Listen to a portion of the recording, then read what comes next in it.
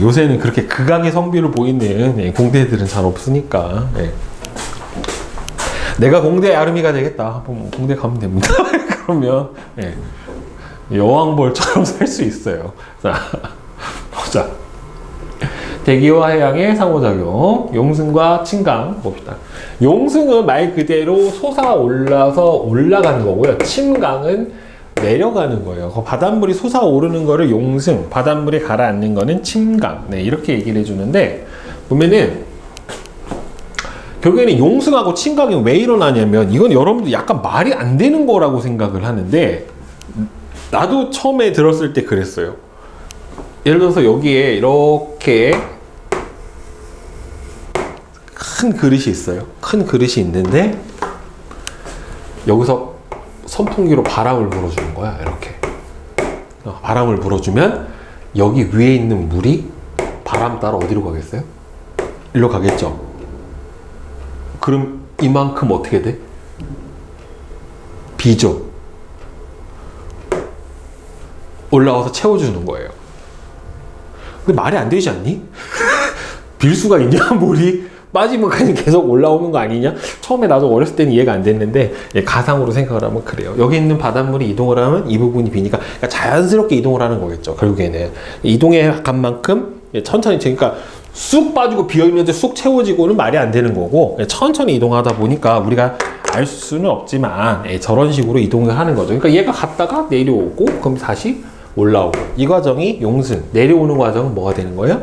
침강. 이렇게 된다라고 보시면 돼요. 결국에. 그래서 해수면 위에 바람이 한 방향으로 지속적으로 불면 바람에 의해 해수가 이동을 하는데요. 바람 방향으로 정확하게 가는 게 아니에요.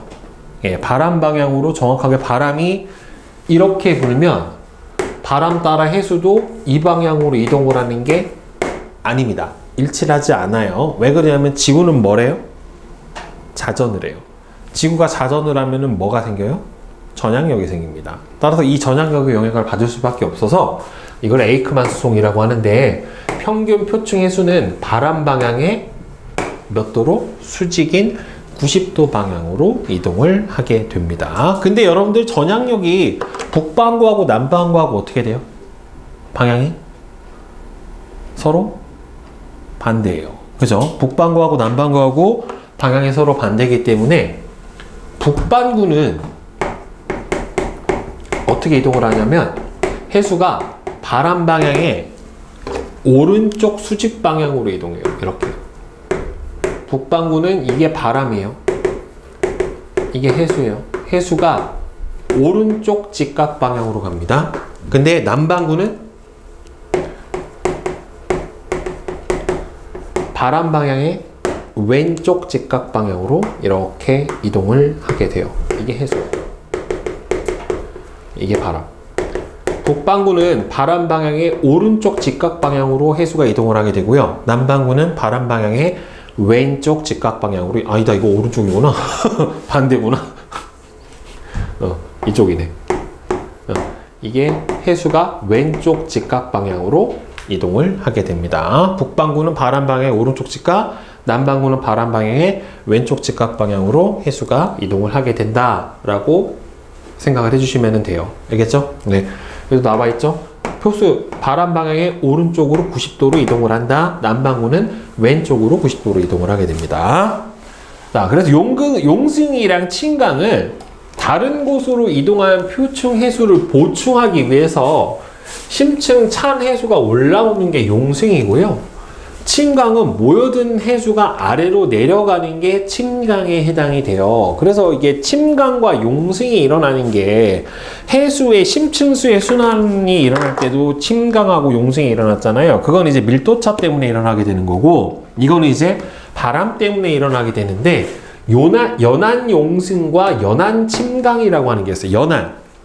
그러니까 바다하고 육지하고 다 있는 그 연안에서 일어나는 건데, 연안 용승은 대륙의 연안에서 지속적으로 바람이 불면 표층 해수가 먼 바다 쪽으로 이동할 때 용승이 일어난다라고 되어 있는데, 지금 보세요. 여기가 육지예요. 북반구예요. 북반구에서는 선생님이 아까 해수가 바람 방향의 오른쪽 직각 방향이라고 그랬잖아요. 그죠? 그러면은 바람이 어디서 부는 거야? 이렇게. 북반구에서 무슨 풍이, 이게 물론 이렇게 돼요. 우리나라가 이렇게 있으면 여기가 동해고 여기가 서해잖아요. 그러면 용승이 일어나려면 결국에는 연안에 있는 바닷물이 어떻게 돼요? 먼 바다로 빠져나가야 돼요. 이렇게. 알겠어? 그러면 일단 해수의 이동을 먼저 생각을 해봐요. 그 동해 바다는 여기에서 바닷물이 이렇게 이동을 해야 되죠. 서해 바다는 바닷물이 이쪽으로 이렇게 이동을 해야 되죠. 둘 다 북반구지. 그치? 근데 바람 방향에 뭐라고 그랬어요? 오른쪽 직각 방향으로 이동을 한다라고 했잖아요. 그러면 바람의 오른쪽 직각이 되려면 바람이 여기서 어떻게 불어야 돼? 이렇게 불어야죠. 그죠? 그 다음 얘는 바람이 어디서 불어야 돼? 오른쪽 직각이 되려면은 이렇게 불어야죠. 그러니까 이게 연안이 동쪽 연안이냐 서쪽 연안이냐에 따라서 용승이 일어나는 바람 방향이 바뀌어요. 그러니까 이거는 어디 기준이야? 북반구예요. 그죠? 북반구니까 이 동해안에서 용승이 일어나려면 무슨 풍이 불어야 돼요? 남쪽에서 북쪽으로 가는 남풍이 불어야 되는 거고, 우리나라 서해안에서 용승이 일어나려면 북쪽에서 남쪽으로 가는 북풍이 불어야 돼요.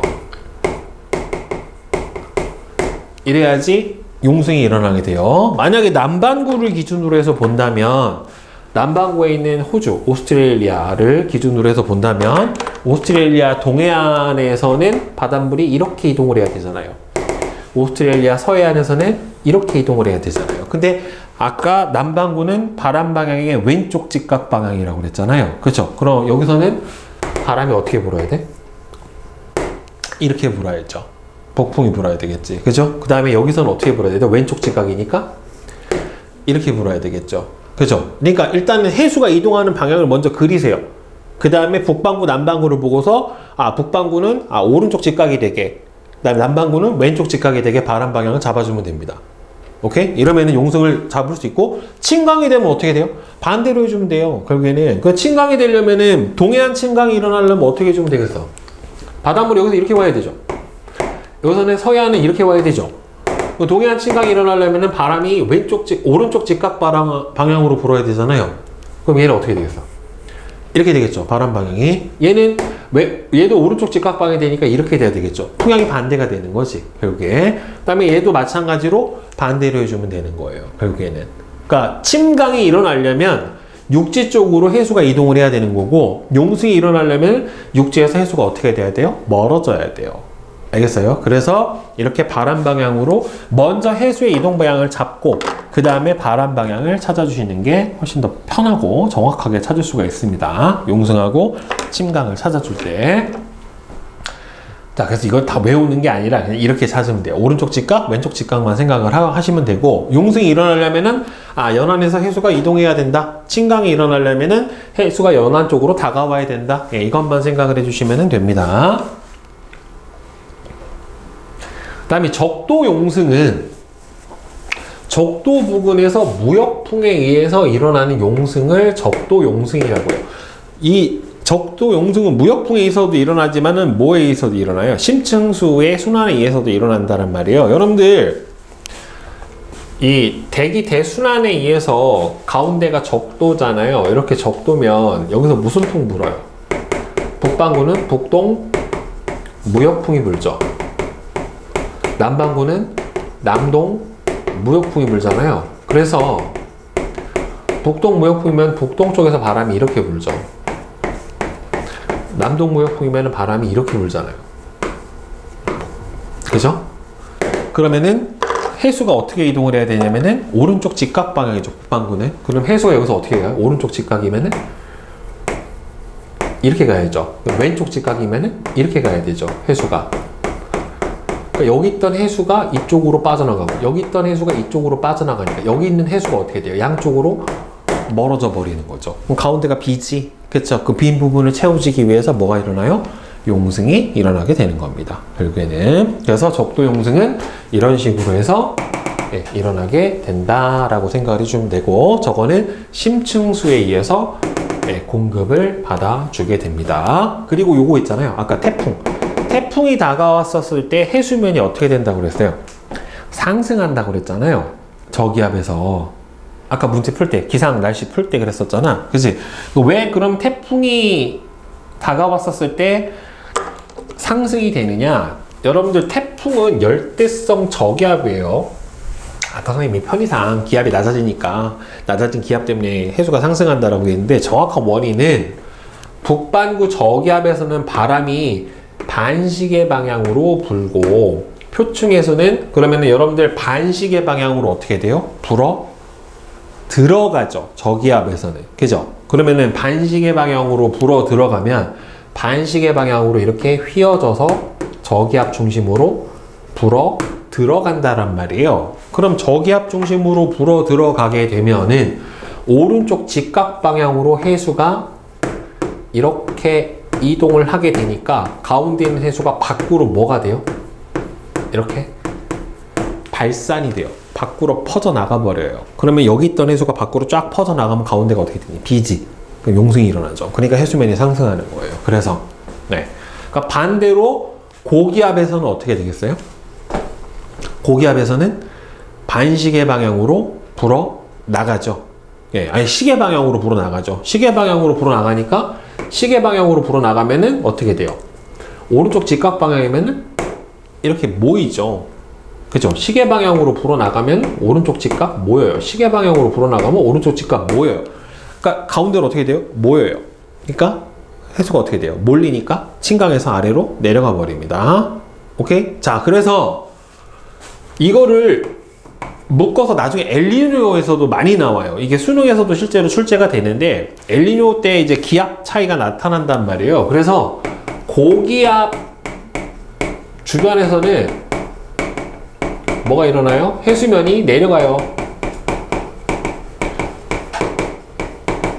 해수면이 하강합니다. 뭐 때문에 그래요? 침강이 일어나서 하강하게 되는 거고요. 저기압 주변에서는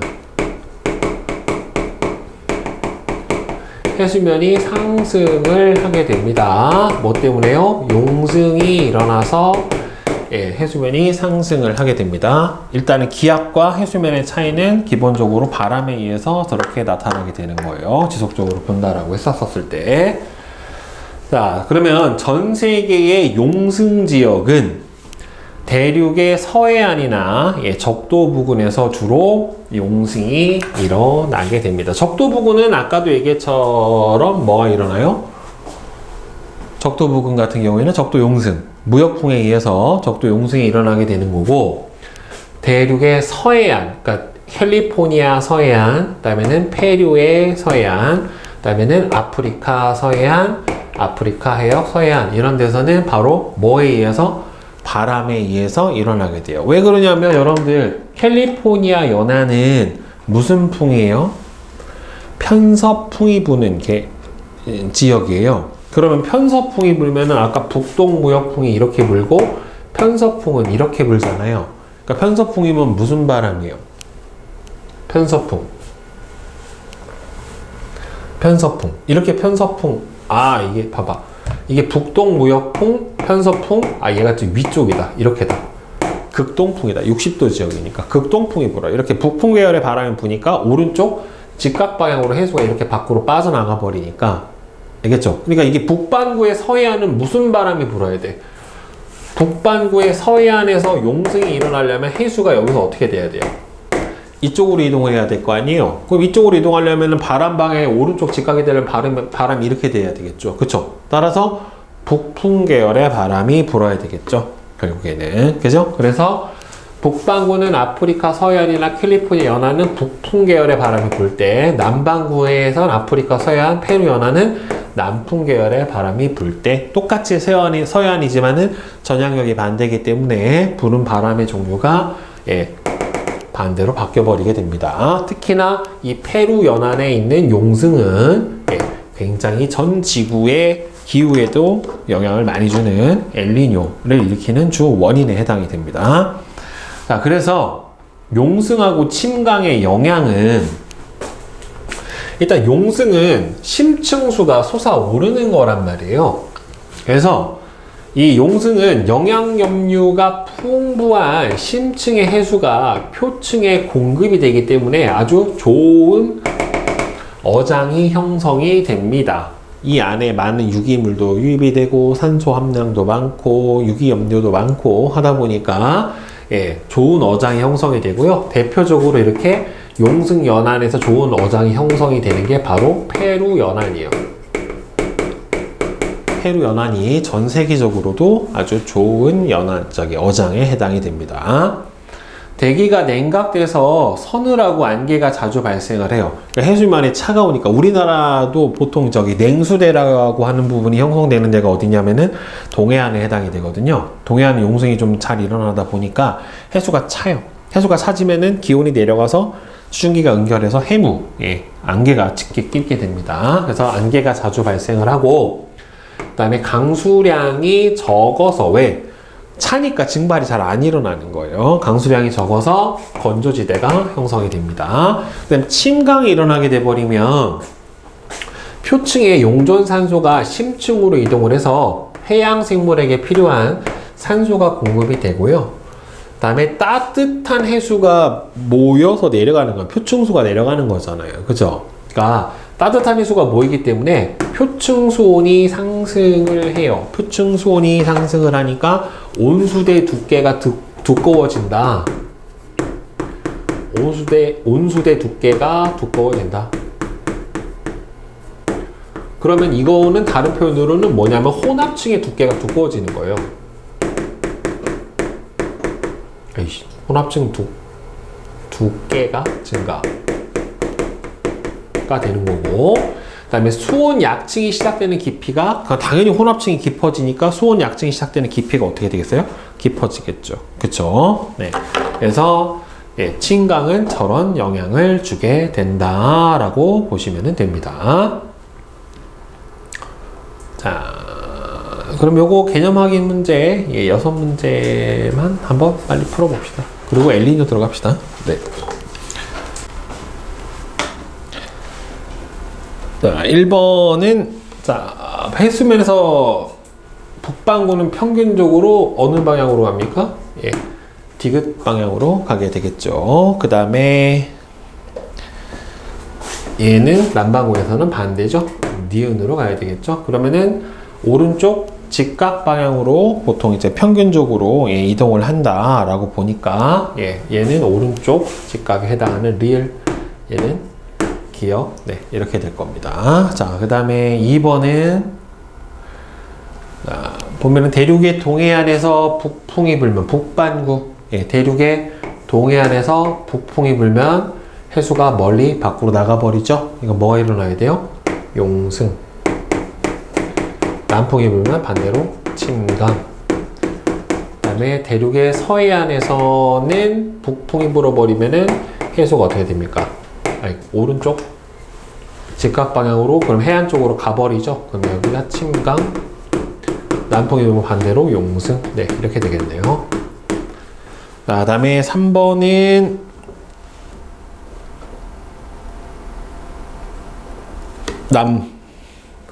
가도 남풍, 나도 남풍이죠. 둘 다 남풍. 자, 그 다음에 4번은 적도 부근 해역에서 해수의 이동. 기억은 뭐예요? 4번 기억은 적도에서 북쪽, 그 다음에 니은은 적도에서 남쪽. 그래서 가운데 용승, 이렇게 되겠죠. 그 다음에 5번 고기압은 시계 방향으로 불어 나가야 되는 거잖아요. 그러니까 나가 고기압, 가가 저기압. 따라서 용승이 일어나는 곳은 어디에서 일어난다? 오른쪽 직각 방향으로 해수가 나가는 저기압, 가에서 용승. 태풍에 해당하는 것도 가에 해당이 되겠죠. 그죠? 자, 그 다음에 6번은 55X5입니다. 질문 있어요? 없어요? 자, 그러면 이제 엘니뇨 들어가 봅시다.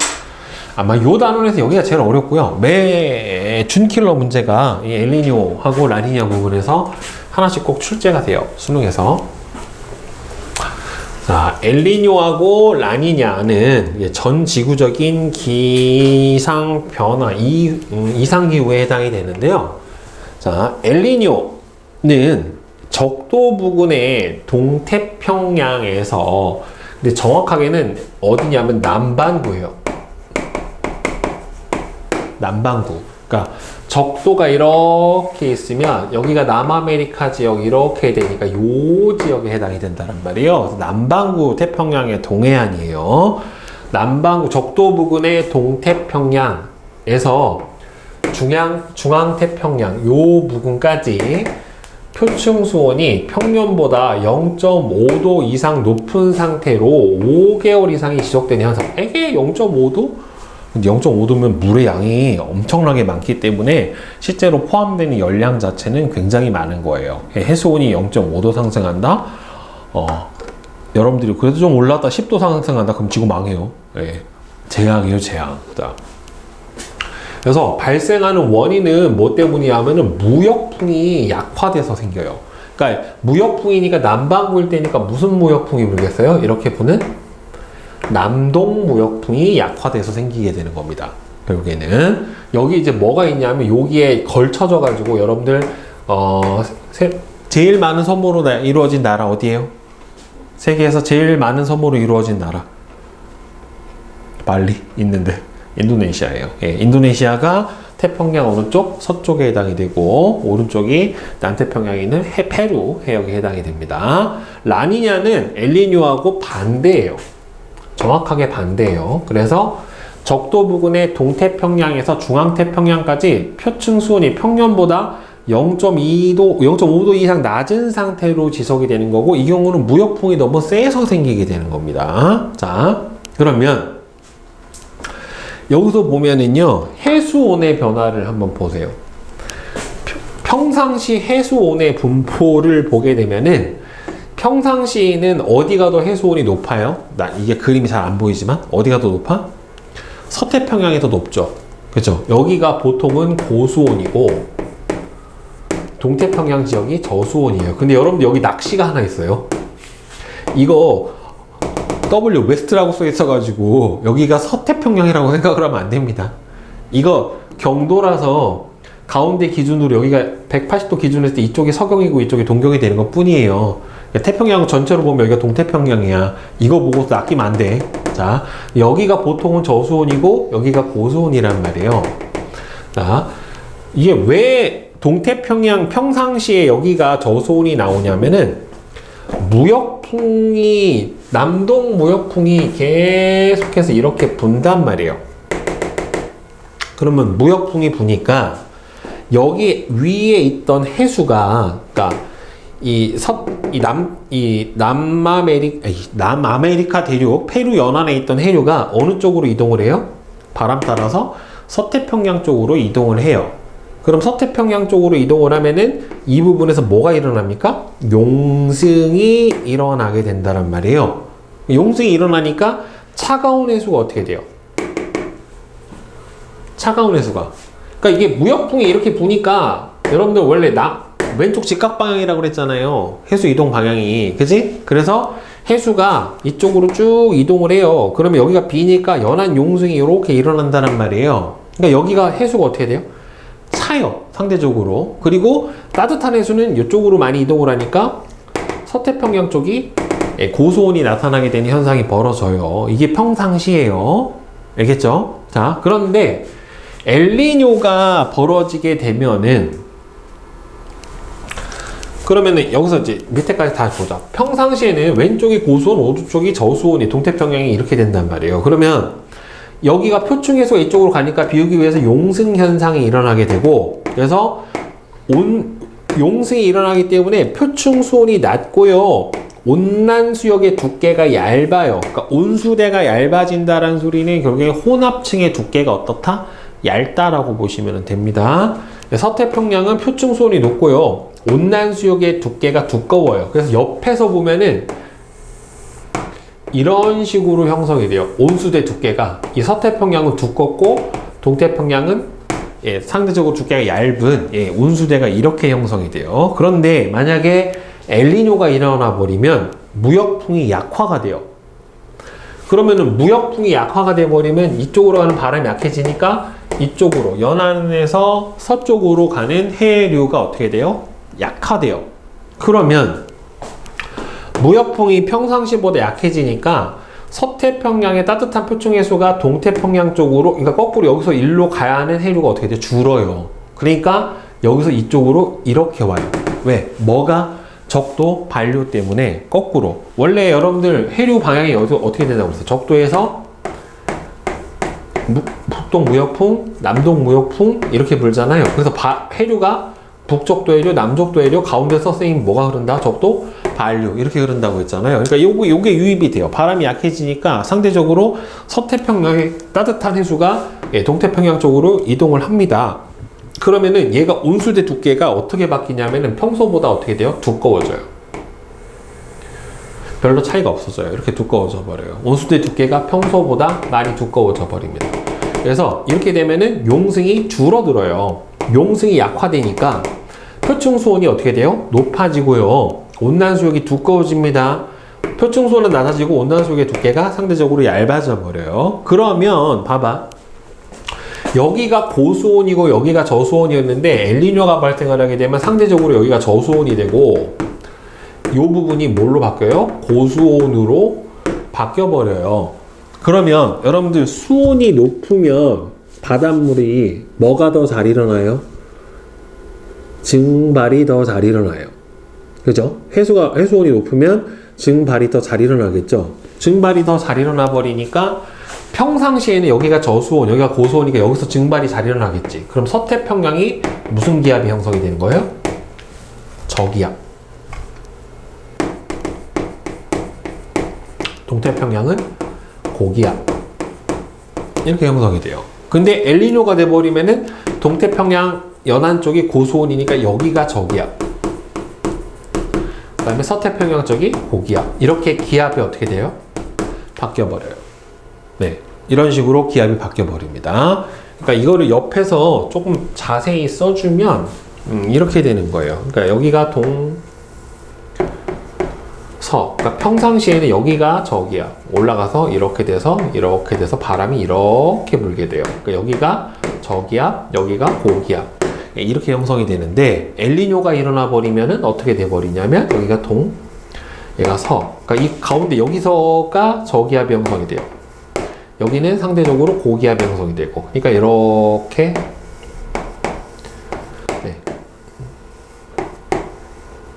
이런 식으로 순환이 바뀌어 버립니다.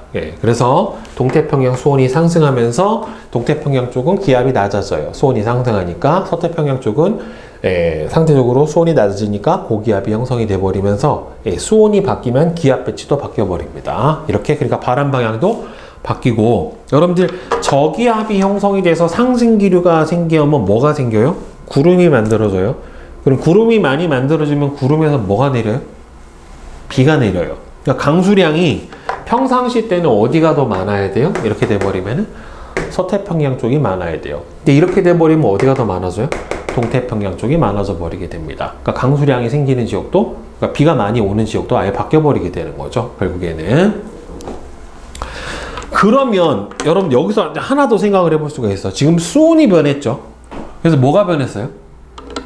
바람이 변했죠. 기압이 변했죠. 그러면은 봐봐, 여기가 저기압이었다 고기압이 됐어요. 그죠? 그러면은 해수면이 어떻게 될까? 저기압에서는 상승하고 고기압에서는 하강한다고 그랬죠. 그죠? 그러니까 서태평양은 기압이 지금 어떻게 됐어요? 높아졌죠. 해수면이 어떻게 돼요? 하강해요. 그래서 평상시에서 엘니뇨가 돼버리면 서태평양 쪽은 해수면이 하강해요. 근데 동태평양 쪽은 지금 어떻게 됐어요? 고기압에서 저기압으로 바뀌어버렸죠. 그러면은 이 경우는 어떻게 됩니까? 해수면이 상승을 합니다. 그러니까 이게 수능에서 엘니뇨 현상을 판별하게 주는 보기가 가장 기본적으로 주는 게 뭐겠어요? 해수온이에요. 해수온이 평상시보다 올랐나 내렸나? 일단 두 번째 뭘 줘요? 기압을 줘요. 평상시보다 기압이 더 올라갔나 내려갔나? 그 다음 세 번째 뭘 줘요? 해수면의 높이가 평소보다 올라갔나 내려갔나? 이 세 가지를 줘요. 그러니까 동태평양 기준으로 보면은 해수온이 상승하면은 엘니뇨죠. 그죠? 그 다음에는 기압이 평소보다 내려가면 엘니뇨죠. 해수면이 상승하면 엘니뇨죠. 동태평양 기준으로 했었을 때. 그죠? 그러니까 이걸로 줘요. 힌트를. 그래서 문제를 해석해서 엘니뇨냐 라니냐를 구분을 하라고 문제를 준단 말이에요. 이 세 가지를 동시에 다 알고 있어야 돼. 이거 하나만 생각을 해주면 돼. 수온만 생각하면 돼. 수온에 의해서 기압 형성이 되고, 기압에 따라서 아까 바람에서 해수면이 높아지고 낮아지고까지 같이 했잖아요. 이걸 한꺼번에 융합을 해서 생각을 해서 그러니까 이 세 가지 보기를 다 준 문제들이 출제가 다 됐어요. 여태까지. 그러니까 이 부분은 힌트만 보고서 이게 엘니뇨다 또는 라니냐를 판별해 주면 됩니다. 그러니까 오늘 지금 엘니뇨 했으니까 라니냐는 어떻게 되겠어? 정확하게 반대예요. 반대. 그러니까 평상시보다 더 심해지는 거예요. 이게 라니냐가 돼버리면은. 그거는 선생님이 다음 시간에 다시 한 번 더 설명. 자, 엘니뇨는 뭐였어요? 무역풍이 약화돼서, 그죠? 무역풍이 약화돼서 어디에? 태평양 동쪽 연안의 용승이 약화돼 버리죠. 그죠? 그래서 동쪽 연안에 뭐가? 온수대가 두꺼워지고 수온이 상승해서 저기압이 형성이 되고, 그러면서 서쪽 해안 같은 경우에는 상대적으로 서태평양은 고기압이 형성이 되는, 평상시랑 비교를 해보면 무역풍이 평상시보다 약해져서 서태평양의 따뜻한 해수가 일로 역류를 하게 되는 거예요. 동태평양 쪽으로 이동을 하니까 동태평양은 온수대가 두꺼워지다 보니까 상대적으로 용승이 약화가 돼서 표층 수온이 높아져요. 그래서 이 온난수역의 두께가 두꺼워지게 되고, 그러면은 여기에서는 수온이 상승을 하게 되는 거고, 이쪽 서태평양 같은 경우에는 어떻게 됩니까? 표층 수온이 낮아지고 온난수역의 두께가 상대적으로 얇아집니다. 그러니까 수온은 낮아져요. 라니냐 시기가 되면은 무역풍이 평상시보다 훨씬 더 강해집니다. 그러면은 동쪽 연안에 있던 해수가 서쪽으로 많이 이동을 할 거란 말이에요. 따라서 서쪽으로 이동하는 해수가 많아져요. 그러니까 평상시보다 기울기가 더 커지는 거예요. 이렇게 돼버리면. 그래서 동태평양은 여기 있는 해수가 많이 이동을 하니까 용승이 어떻게 돼요? 강화됩니다. 그래서 표층수온이 많이 낮아져 버려요. 그래서 온난수역의 두께가 평소보다 더 얇아지고 여기가 더 저수온이 돼요. 서태평양은 표층수온이 높아지고 온난수역의 두께가 두꺼워지니까 이쪽은 상대적으로 더 고수온이 돼버립니다. 그러면 보세요. 여기가 동태평양 지역이 수온이 상승해 버리면은 여기에서 뭐가 형성이 됩니까? 증발이 많이 일어나요. 이렇게. 그럼 이쪽은 뭐가 형성이 돼요? 저기압이 형성이 되고요. 서태평양 쪽은 상대적으로 기압이 수온이 낮아지니까 하강 기류가 형성이 돼요. 그럼 이쪽은 기압이 높아져요. 그러면 고기압대가 형성이 되다 보니까 강수량은 어디가 더 많아요? 이렇게 돼버리면은 저기압에서 비가 많이 내려요? 고기압에서 비가 많이 내려요? 저기압에서 비가 많이 내리죠. 그러니까 동태평양 연안 같은 경우에는 뭐가 일어날 가능성이 높냐면 홍수. 상대적으로 이쪽은 뭐가 일어나요? 가뭄. 이렇게 되는 거고, 이렇게 라니냐가 일어나 버리면은 여기서도 안 그래도 따뜻한데 수온이 더 상승하니까 여기에서 저기압이 형성이 되고 동태평양은 고기압이 형성이 되니까 이때는 서태평양, 인도네시아 쪽 이쪽이 뭐가 돼요? 홍수. 이쪽은 가뭄, 냉해.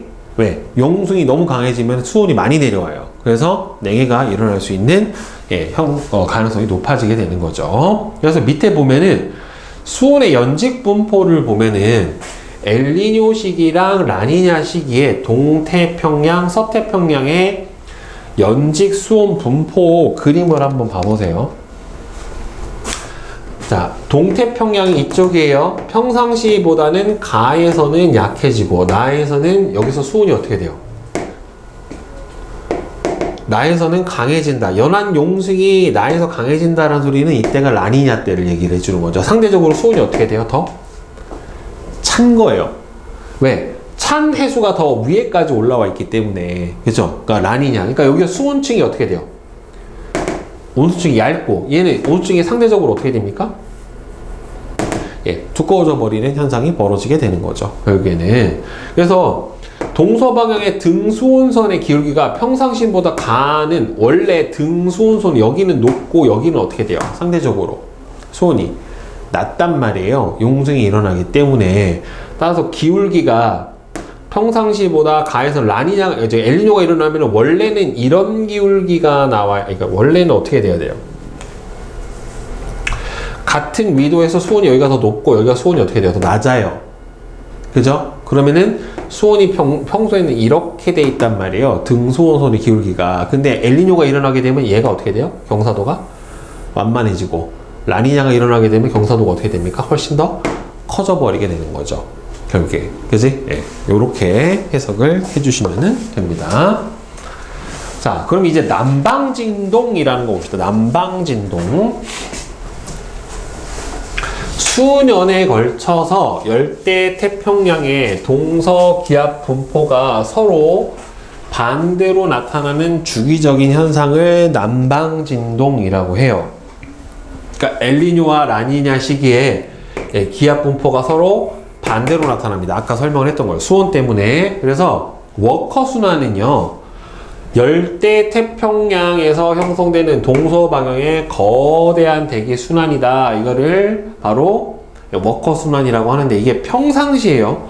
평상시는 여기가 동태평양에 해당이 되고요, 이쪽이 서태평양에 해당이 되기 때문에, 여기가 동태평양은 용승이 일어나기 때문에 수온이 낮아요. 수온이 저수온이고, 서태평양은 상대적으로 이쪽은 고수온이 돼요. 그럼 서태평양 쪽에서는 수온이 높으니까 뭐가 높아진 수온에 의해서 증발이 일어나니까 여기가 저기압이 형성이 되고, 이쪽은 상대적으로 고기압이 형성이 되니까 여기서 상승기류, 그래서 저기압, 하강기류, 고기압. 그럼 바람은 고기압에서 저기압으로 보니까 이렇게 지표에서는 어디에서 어디로 불어요? 바람이 동에서 서로 불어요. 그다음 여기서는 상승하고, 비는 주로 여기서 내리게 되겠죠. 그 다음에 상승부에서는 이렇게 와서 이렇게 내려가는 평상시에. 그래서 서태평양 쪽에 강수량이 많고 동태평양 쪽에 강수량이 적은 형태가 나타나게 되는데, 이게 엘니뇨 시기랑 라니냐 시기를 두 개를 비교를 해보면 해수면의 기압이 변하면서 워커 순환의 이거는 해수면의 기압이 변하게 되는 거는 뭐 때문에 변하는 거예요? 해수온의 변화 때문에 그래요. 해수온의 변화가 일어나게 되니까 해수면의 기압 변화가 일어나게 되는 거예요. 그러니까 이렇게 생각하면 돼요. 해수온이 높아진다. 이렇게 되면은 해수면 기압이 어떻게 된다? 낮아진다. 알겠죠? 그 다음에는 해수온이 낮아지면은 해수면 기압은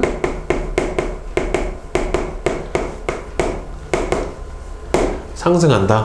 네, 이렇게 보시면 돼요. 자, 그 다음에 해수면 기압이 낮아지면 여러분들 해수면의 높이는 어떻게 될까요? 뭐라고 했어? 저기압에서는 해수면이 어떻게 된다고? 상승해요. 상승. 그래서 해수면 기압이 내려가게 되면은 해수면은 어떻게 된다? 상승합니다. 그 다음에 해수면 기압이 올라가게 되면은 해수면은 내려가요.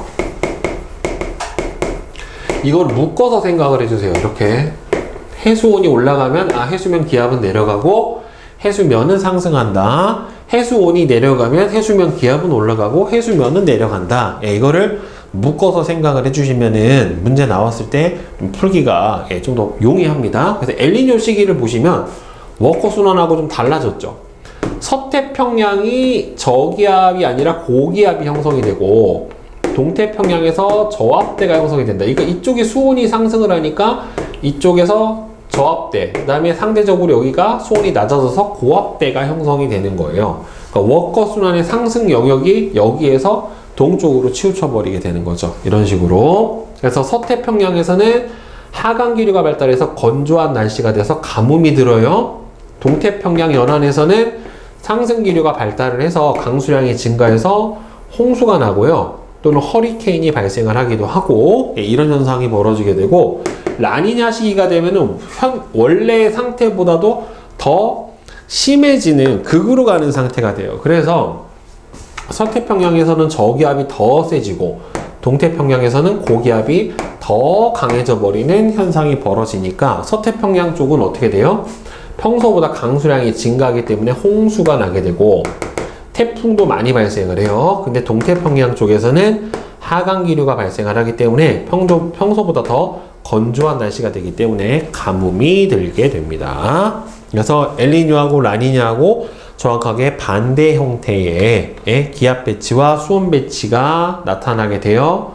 그래서 이 엘니뇨하고 남방진동이라는 거는 엘니뇨하고 라니냐는 수온이 변하게 되는 현상이에요. 무역풍의 강약에 따라 수온이 변하고 남방진동은 대기압의 변화가 되는데 결국에는 대수온과 대기압의 상호작용으로 일어나기 때문에 엘니뇨하고 남방진동 또는 합쳐가지고 엔소라고 얘기를 해줍니다. 그래서 이 선생님이 이 남방진동을 한꺼번에 묶어서 엘니뇨하고 이렇게 이해를 하라고 한 게 바로 저것 때문이에요. 해수온 변화 때문에 기압이 같이 변하게 되어 있으니까. 알겠죠? 자, 그러면 여기 잘 정리를 해놨네요. 그죠? 네. 그래서 여기서 좀 잘 봐야 되는 게 엘니뇨가 일어나는 시기하고 라니냐가 일어나는 시기에서 일단 엘니뇨는 첫 번째가 무역풍이 약화된다. 라니냐는 무역풍이 강화된다. 그래서 따뜻한 표층에서가 동쪽으로 이동을 하니까 해수면 온도가 동태평양이 어떻게 돼요? 높아져요. 서태평양은 낮아지고 라니냐 때는 훨씬 더 서태평양이 더 높아지고 동태평양은 더 낮아져 버리게 됩니다. 그래서 용승이 수온이 상승하면 용승이 약해져요. 그 다음에 라니냐 시기 때는 용승이 훨씬 더 강해지는데 이게 여러분들 용승이 약화되면 안에서 영양염류나 산소의 공급량이 줄기 때문에 연안 수산업 어획량이 줄어요. 어획량이 줄어들게 되고 라니냐 때 그럼 용승이 너무 세지니까 더 그럼 수산물이 많이 잡히지 않을까라고 생각을 하는데 그런 게 아니라 연안 지역에 냉해가 너무 많이 일어나요. 찬 바닷물이 너무 많이 올라와 가지고 알겠죠? 그리고 이때 엘니뇨 때는 동태평양이 온난수역의 두께가 두꺼워져요. 그러니까 온수대가 두꺼워진다라고 표현을 하기도 하고요. 혼합층이 두꺼워진다라고 얘기도 하기도 해요. 혼합층이 두꺼워진다. 그리고 혼합층이 두꺼워지는 만큼 수온 약층이 시작되는 깊이가 어떻게 돼요? 더 깊어지죠. 왜냐면 혼합층이 얇으면 수온 약층이 얕은 데서 시작이 되지만 혼합층이 깊어버리면 수온 약층이 더 깊은 데서 시작을 하잖아요. 그러니까 이게 다양한 형태로 보기를 줘요. 그래서 수온 약층이 엘니뇨 때는 동태평양이 깊어져요. 그러니까 동태평양을 기준으로 엘니뇨를 하나 외워놓으면 서태평양은 반대가 되는 거예요. 정확하게. 라니냐 때는 반대가 되는 거예요. 그러니까 엘니뇨 때 동태평양 어떻게 돼요? 수온 높아져요. 그래서 동태평양의 온수대가 두꺼워지니까 수온 약층이 시작되는 깊이도 어떻게 됩니까? 깊어집니다. 그래서 동태평양은 어떻게 돼요? 기압이 낮아지죠. 저기압이 형성이 되는 거죠. 그죠? 그러니까 저기압이 형성이 되니까 강수량은 많아지겠죠. 구름이 많이 생성이 되니까. 그죠? 하나만 외워놓으시면 나머지가 라니냐는 반대로 생각을 해주면 되는 부분이니까. 그래서 제일 중요한 거는 수온, 기압, 강수량, 그 다음에 온수대 두께, 그 다음에는 그 온수대 두께가 두꺼워지면 수온 약층이 시작되는 깊이도 어떻게 된다? 깊어진다 라고 같이 묶어서 생각을 해 주시면 됩니다. 그러니까 이게 제일 많이 나와요. 이 1번에 보면 엘니뇨하고 라니냐 시기의 표층 수온 편차. 여러분들 표층 수온 편차는 관측값, 이거는 현재 값이에요. 평년값은 이 현상이 일어나기 전에 있는 평소의 상태예요. 그러면 만약에 여러분들 동태평양은 엘니뇨가 일어나게 되면 수온이 어떻게 돼요? 동태평양은 엘니뇨가 일어나게 되면 수온이 어떻게 돼? 상승해요. 그러면은 관측값에서 평년값을 빼준 게 무슨 값이어야 돼? 플러스가 돼야 돼요. 근데 서태평양은 엘니뇨가 일어나면은 어떻게 돼요? 평소보다 수온이 낮아지죠. 그러니까 관측값에서 평년값을 뺀 게 뭐가 나와야 돼요? 음수값이 나와야 돼요. 그리고 라니냐 때에는 서태평양이 관측값이 평소값보다 수온이 더 높고 동태평양은 관측값이 평소값보다 수온값이 더 낮게 나타납니다. 그러니까 기압은 이거하고 정확하게 뭐라고 봐야 돼요? 반대로 보시면 돼요. 기압하고 기온하고 반대니까 이거 뿔, 뿔. 네, 이렇게 들어가야지 맞는 겁니다. 기온하고 기압은 반대다. 이 보기 맨날 나옵니다. 수능에도 매번 나와요. 자, 그러면 여러분들 개념 확인 문제 204부터 205까지 한번 해봅시다. 204부터 205까지 개념 확인 문제 한번 풀어보도록 합시다. 자, 1번은 어떻게 돼요? 수온 약층이 A와 B 중에 설명해. 수온 약층이 시작되는 깊이가 더 깊어지는 해역. 그럼 평상시에 열대 태평양의 해수면 온도를 나타냈대요. A하고 B 중 수온 약층이 시작되는 깊이가 더 깊어지는 해역은 어디에 해당이 돼요? 저기서 A죠. 그죠? 그러니까 평상시잖아요. 그죠? 그러니까 수온 약층이 시작되는 깊이가 더 깊다는 소리는 온수층이 더 깊은 해역이니까 평상시는 A. 표층 해수에 포함된 영양염료가 더 많은 해역은 용승이 일어나는 B. 따라서 수온이 더 낮은 B가 기압이 더 높죠. B. 이렇게 돼야 되겠지. 그 다음에 2번은 엘니뇨 시기하고 라니냐 시기에 태평양 해수면 수온 분포를 순서 없이 나타냈대요. 그러면 동태평양 수온이 높아지는 시기가 언제예요? 엘니뇨죠. 그렇죠? 서태평양이 높은 시기가 라니냐에 해당이 되니까 얘가 엘니뇨. 나가 라니냐.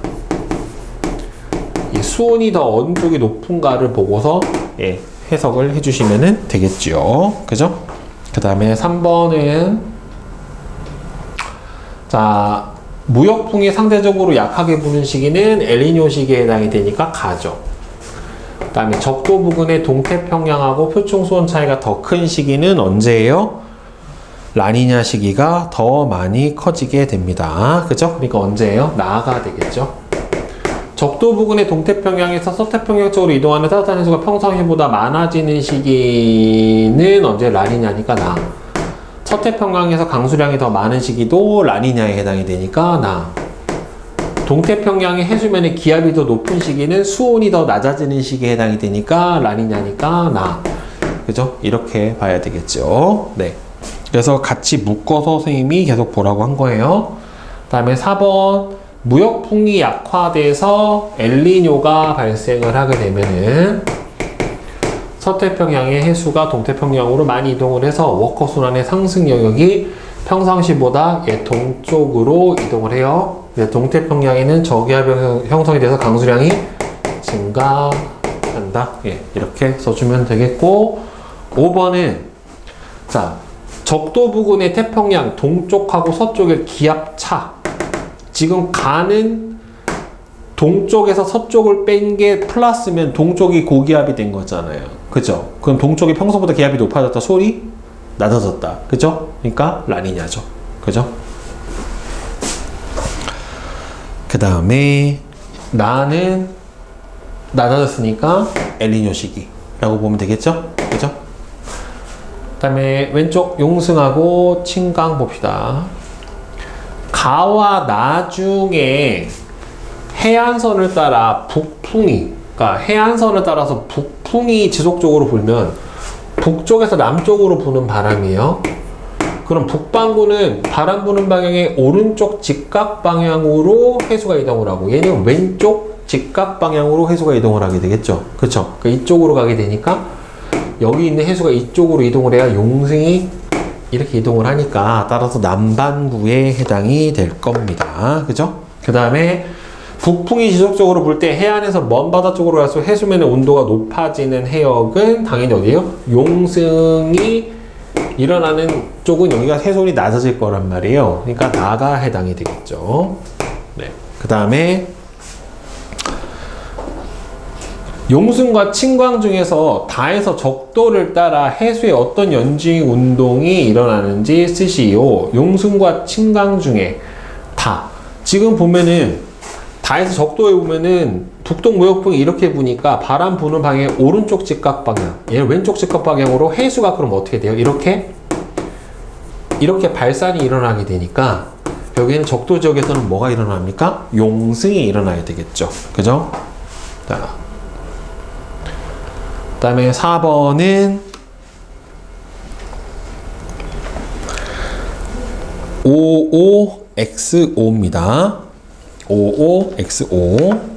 그 다음에 이거 봅시다. 가와나는 엘니뇨하고 라니냐 시기에 관측한 태평양 적도 부근에 해수온 연직 분포를 순서 없이 나타냈다. 자, 동쪽 수온이 언제가 더 높아요? 가하고 나하고? 지금 여기는 29도 정도 되죠. 근데 얘는 지금 동쪽 수온이 대략 몇 도쯤 돼요?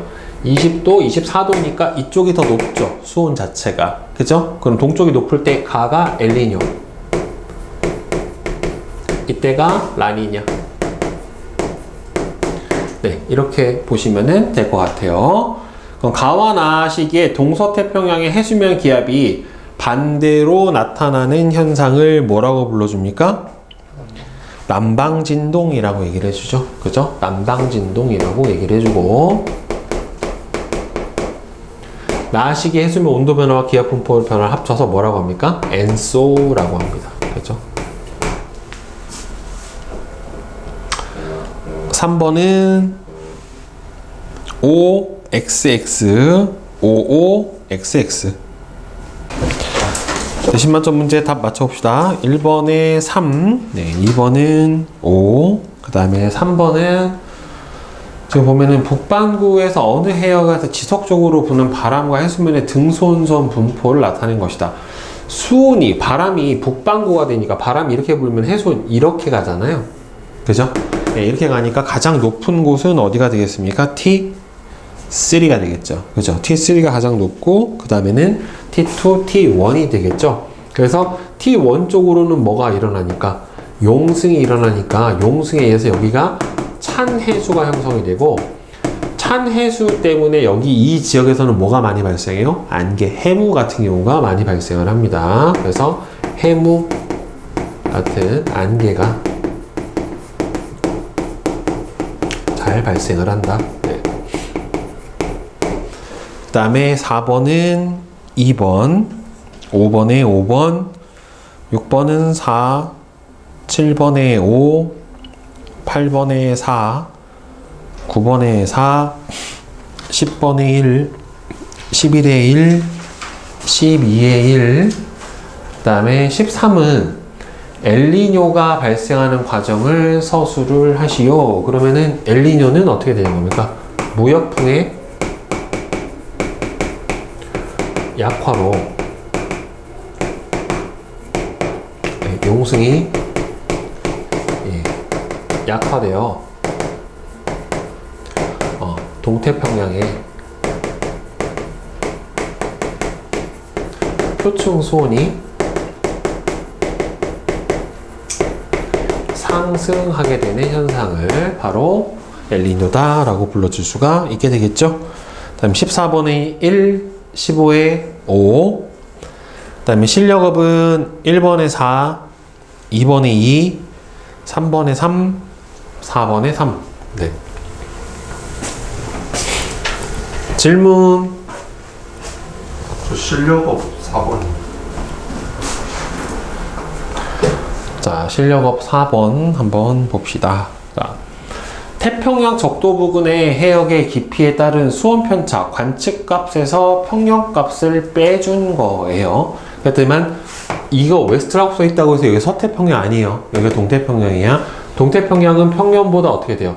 플러스 값을 가지고 서태평양은 마이너스 값을 가시죠. 그렇죠? 그럼 이건 언제예요? 엘니뇨죠. 그 다음 얘는 여기가 마이너스고 여기가 플러스가 되니까 평년보다 수온이 낮아졌다? 그럼 이때는 라니냐다 라고 보는 게 맞는 거죠. 동태평양이.